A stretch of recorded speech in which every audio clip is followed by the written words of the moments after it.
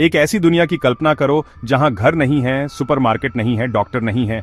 एक ऐसी दुनिया जहां हर सूरज का उगना एक जीत है और हर सूरज का ढलना नई मुसीबतें लाता है।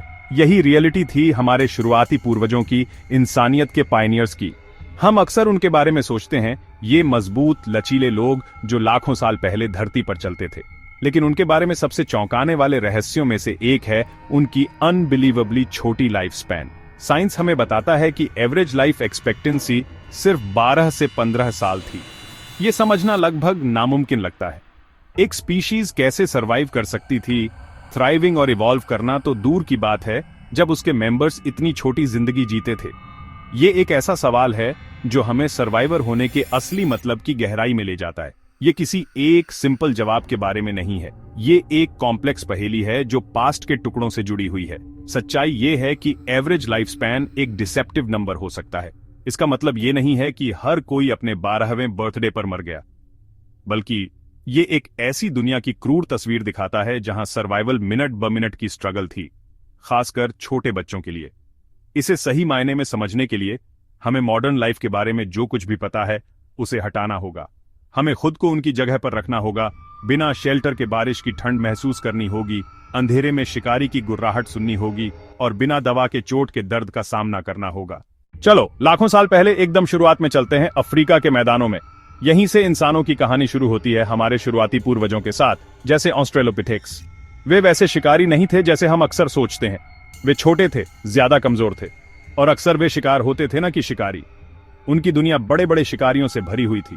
सोचो, कृपाण दांतेदार बिल्लियां जिनके दांत खंजर जितने बड़े थे, विशाल लकड़बग्घे जो एक ही बार में हड्डी तोड़ सकते थे, और पानी के गड्ढों में छिपे विशाल मगरमच्छ। इन शुरुआती इंसानों के लिए घास में हर सरसराहट, शाम को हर परछाई जानलेवा मुठभेड़ का संकेत हो सकती थी। जिंदा रहना कोई तय बात नहीं थी, यह एक हताश रोज की लड़ाई थी। उनके बचाव के औजार ज्यादा से ज्यादा शुरुआती थे। उनके पास शायद तेज पत्थर या भारी लाठियां रही होंगी, लेकिन ये नाखूनों, दांतों या जबरदस्त ताकत का खराब विकल्प थे। उनकी सबसे बड़ी संपत्ति उनकी बुद्धिमत्ता और सहयोग करने की क्षमता थी। उन्होंने समूहों में रहना सीखा, एक दूसरे का ध्यान रखना सीखा, और अपनी समझ का इस्तेमाल करके उन जीवों को मात देना सीखा जो उनसे कहीं ज्यादा ताकतवर थे। एक पेड़ पर चढ़ना या चट्टानी दरार में घुसना अगले दिन तक जिंदा रहने और शिकारी का भोजन बनने के बीच का अंतर हो सकता था। खाने से बचने का यह लगातार थका देने वाला तनाव उनके अस्तित्व का एक हिस्सा था, और एक बड़ा कारण था कि इतने कम लोग अपने शुरुआती सालों में जिंदा बच पाए। जैसे जैसे इंसान होमो हैबिलिस और फिर होमो इरेक्टस वे और भी स्किल्ड हो गए, उन्होंने बेहतर पत्थर के औजार बनाए। ऑल्डोवन एचयूलियन हैंड एक्स ये सिर्फ डिफेंस के लिए नहीं थे, ये सर्वाइवल के लिए जरूरी थे।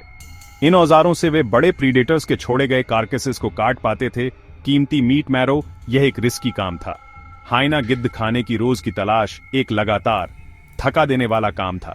हर जागने वाला घंटा भूखमरी और दूसरे भूखे जीवों से कंपटीशन के खिलाफ एक लगातार दौड़। शुरुआती इंसानों का डाइट अलग अलग था, लेकिन अनप्रेडिक्टेबल था। वे ऑपर्ट्यूनिस्टिक ओमनिवोर्स थे, जो कुछ भी मिलता था खा लेते थे। जड़ें, बेरीज, कीड़े, छोटे जानवर, पर्याप्त कैलोरी ढूंढना एक लगातार चुनौती था। कोई गारंटी नहीं थी। सफल फॉरेजिंग के एक हफ्ते के बाद 1 महीने की कमी हो सकती थी।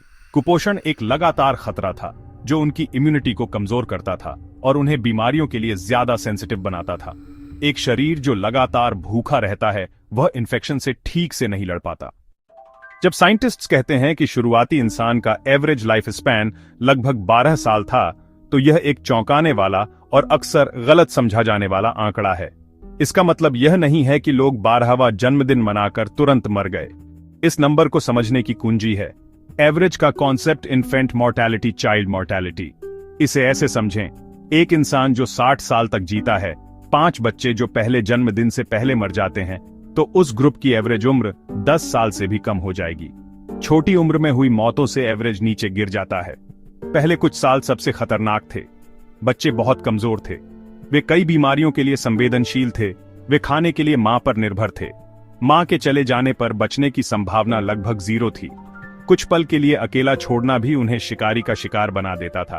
आर्कियोलॉजिस्ट्स को प्रीहिस्टोरिक कब्रों में इन्फेंट कंकाल अक्सर मिलते हैं। यह दुखद सबूत है। जो लोग एडल्ट होते थे, उनके लिए भी कई साथी बचपन में मर चुके होते थे।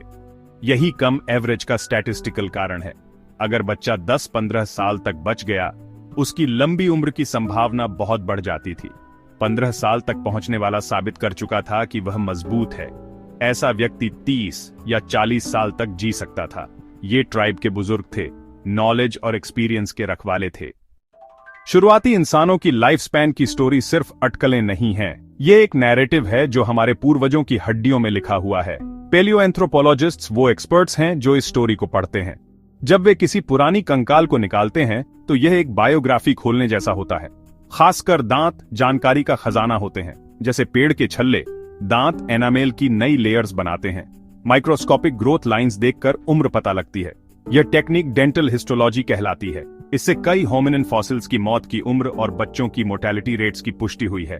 कंकाल मुश्किल जिंदगी की कहानियां भी बताते हैं। हड्डियों पर ठीक हुए फ्रैक्चर के सबूत दिख सकते हैं। इससे पता चलता है कि व्यक्ति गंभीर चोट से सरवाइव कर गया और शायद उसे अपने ग्रुप से देखभाल मिली। यह सोशल बॉन्ड्स और खून प्रेषण की ओर इशारा करता है। कई हड्डियों में बीमारियों के लक्षण भी दिखते हैं।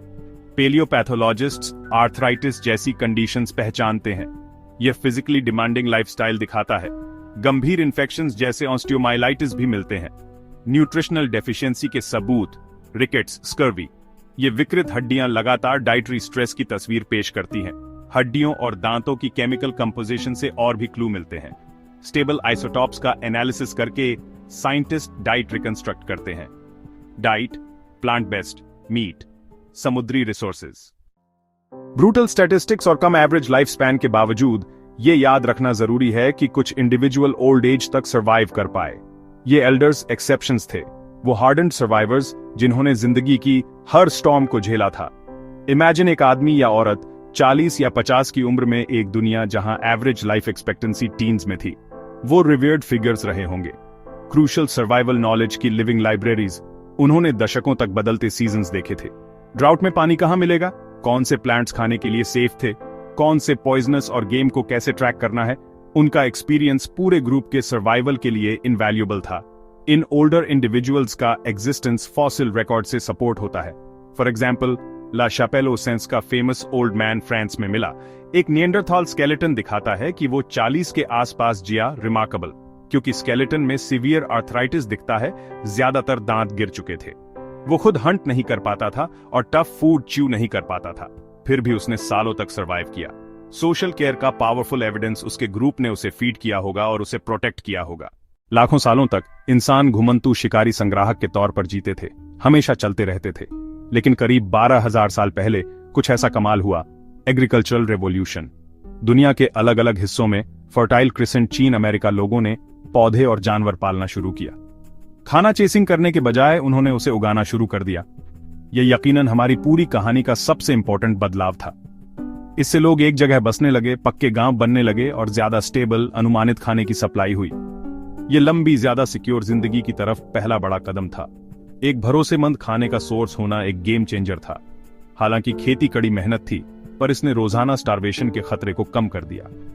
गेहूं, जौ, चावल, बकरी, भेड़, कैटल, ये जानवर दूध, मांस और हाइड्स की स्टेडी सप्लाई देते थे। खाने के सरप्लस का मतलब था हर किसी को प्रोडक्शन में नहीं होना पड़ेगा। 2125 में अपने वेंटेज पॉइंट से पीछे मुड़कर देखें तो इंसान की एवरेज लाइफ की जर्नी एक्स्ट्रॉर्डिनरी है। हमने ऐसी दुनिया से शुरुआत की जहां एवरेज लाइफ सिर्फ 10-12 साल थी। अब ग्लोबल एवरेज 70 से ज्यादा है, कई देशों में 80 से भी ज्यादा है। ये इनक्रेडिबल ट्रांसफॉर्मेशन किसी एक ब्रेक थ्रू का रिजल्ट नहीं था, बल्कि एक लंबी और मुश्किल चढ़ाई थी। पहला पत्थर का टूल, पहला कल्टीवेटेड सीड, उन ताकतों के खिलाफ एक जीत थी। हमने अपने एनवायरनमेंट को कंट्रोल करना सीखा।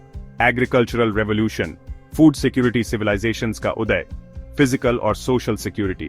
लेकिन लाइफ स्पैन के सबसे बड़े जंप्स पिछली कुछ सदियों में हुए। Scientific revolution, industrial revolution, 19th और 20th सेंचुरीज के medical breakthroughs, germ theory, vaccines, antibiotics, smallpox, polio, tuberculosis, public health advances, big lifesaver sanitation systems, clean water supplies, nutrition improvements, infant mortality drastically declined. आज developed country में जन्म लेने वाले बच्चे के adult होने की high chance है।